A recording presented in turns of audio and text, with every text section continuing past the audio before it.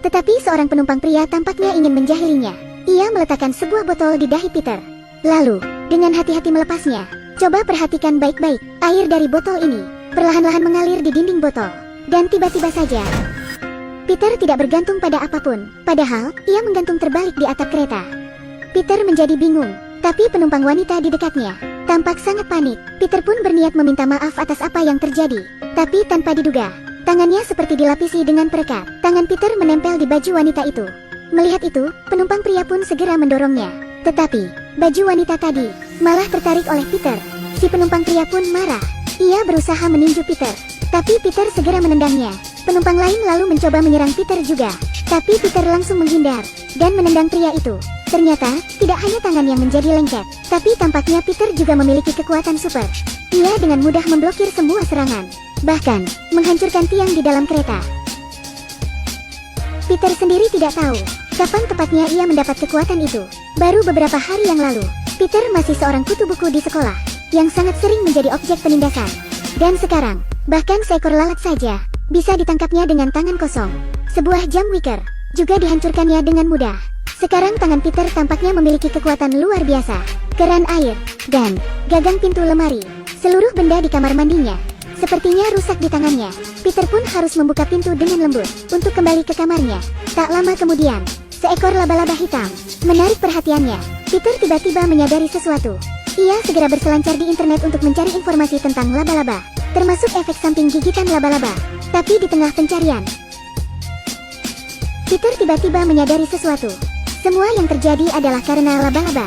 Kemarin, Peter pergi ke laboratorium penelitian milik Oscorp Industries. Di sana, ia digigit oleh seekor laba-laba hasil mutasi. Jadi, laba-laba itulah yang memberinya kekuatan super. Sejak itu, kehidupan Peter pun berubah drastis. Ia akhirnya mulai berlatih memanjat seperti laba-laba dan bergelayutan di rantai-rantai besi. Selanjutnya ia menjahit sebuah kostum dan berubah menjadi Spider-Man untuk menjadi seorang pejuang keadilan. Tetapi, Peter masih belum nyaman dengan kostumnya itu. Suatu kali, saat Peter tengah mengeksplor internet, ia melihat sebuah biokabel buatan Oscorp. Akhirnya, Peter memutuskan untuk membelinya. Sejak itulah, The Amazing Spider-Man muncul. Pertama, Peter melepaskan potongan baja kecil di dalam biokabel yang ia beli. Kemudian ia mengambil suatu bagian dari jam tangan dan memasangnya pada alat yang sudah ia siapkan. Peter lalu menyentuh alat itu, dan alat itu mengeluarkan serat jaring putih mirip jaring laba-laba. Begitulah, alat Peter sudah selesai dibuat. Lalu Peter membuat ulang kostumnya.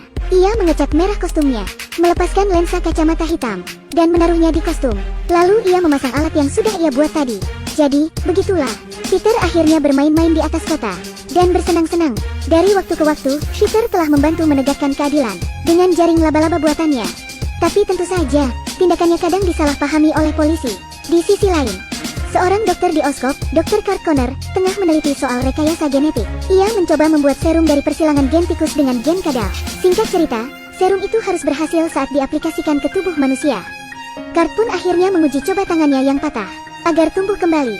Ia menyuntik tangannya dengan serum buatannya. Tetapi saat ia bangun, ada yang tidak beres. Apakah ini lengan kadal? Kurt lalu merobek kulit pembungkus tangannya. Ternyata, tangannya benar-benar tumbuh kembali. Melihat tangannya telah tumbuh, Kurt sangat bahagia. Semua sudah jelas. Ia pun menjadi sangat bersemangat. Tapi beberapa hari kemudian, di jembatan kota, muncul The Lizard, monster kadal. Namun Peter datang tepat waktu.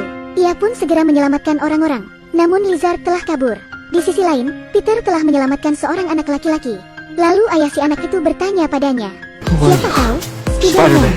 Inilah pertama kalinya Peter memperkenalkan sebutan Spider-Man kepada orang-orang. Peter lalu mengejar Lizard sampai ke selokan kota. Ia berusaha memakai jaring laba-labanya. Tapi setelah pertarungan yang sengit, Peter sadar bahwa Lizard sangatlah kuat. Dan akhirnya, Lizard berhasil kabur darinya. Esoknya, Peter melihat seekor tikus mutan di laboratorium Oscorp. Peter pun sadar bahwa Kurt sebenarnya adalah Lizard. Tapi tanpa ia sangka, Lizard tiba-tiba menerobos masuk ke sekolahnya. Ternyata Kurt sudah tahu bahwa Peter adalah Spider-Man. Kali ini, keduanya bertarung lagi. Tampak, Lizard terjerat dalam jaring Spider-Man. Tapi ia segera mengoyaknya dengan mudah. Di sisi lain, Peter akhirnya menemukan sarang Lizard. Dan ternyata, ada konspirasi yang lebih besar lagi. Diceritakan, para tentara sudah mengepung Lizard. Tapi tiba-tiba, Lizard membuka matanya dan melempar sebotol ramuan hijau.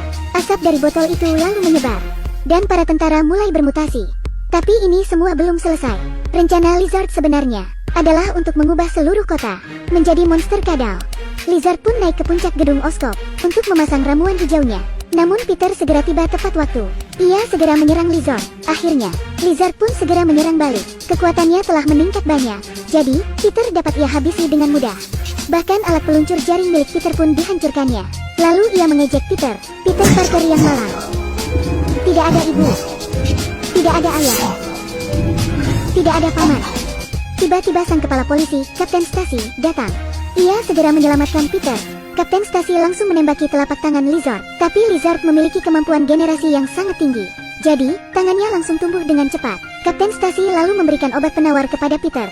Ia sebenarnya datang untuk menawan Lizard. Tapi Kapten Stacy tentu bukan tandingan Lizard. Jadi, tanpa menunggu lama, Lizard langsung membunuh Kapten Stacy. Di saat yang sama, Peter tengah berusaha memasang obat penawar. Melihat itu, Lizard segera beraksi untuk menghentikannya. Tapi penawar itu sudah dipasang dan berhasil diluncurkan ke langit. Obat penawar itu akhirnya tersebar di seluruh kota. Lizard pun juga terkena penawar itu. Jadi tubuhnya mulai kembali ke bentuk manusia. Lalu atap gedung tiba-tiba runtuh. Tanpa jaring laba-labanya, Peter langsung jatuh. Tapi tiba-tiba, sebuah tangan menariknya. Dan itu adalah tangan Kurt. Bagaimanapun juga, Kurt tetap menyelamatkan Peter. Dan melihat tangan kanannya berubah, Kurt pun menangis. Di sisi lain, orang-orang yang telah bermutasi akhirnya kembali normal. Permasalahan pun selesai. Yah, sejak perilisan The Amazing Spider-Man, tampaknya publik belum bisa menerimanya dengan baik. Dikarenakan, laba-laba yang luar biasa ini tidak menggambarkan sosok Spider-Man seperti yang ada di komik. Saya pikir, mungkin saja ini dikarenakan banyak penikmat Marvel Cinematic Universe yang berharap terlalu tinggi. Yah, terkadang kita memang harus menerima kenyataan, meski tidak sesuai dengan harapan kita. Sekian ulasan film kali ini. Terima kasih sudah menonton. Suatu hari, Peter tengah tidur nyenyak di dalam kereta. Tetapi seorang penumpang pria tampaknya ingin menjahilinya. Ia meletakkan sebuah botol di dahi Peter. Lalu, dengan hati-hati melepasnya. Coba perhatikan baik-baik. Air dari botol ini perlahan-lahan mengalir di dinding botol. Dan tiba-tiba saja, Peter tidak bergantung pada apapun. Padahal, ia menggantung terbalik di atap kereta. Peter menjadi bingung. Tapi penumpang wanita di dekatnya tampak sangat panik. Peter pun berniat meminta maaf atas apa yang terjadi.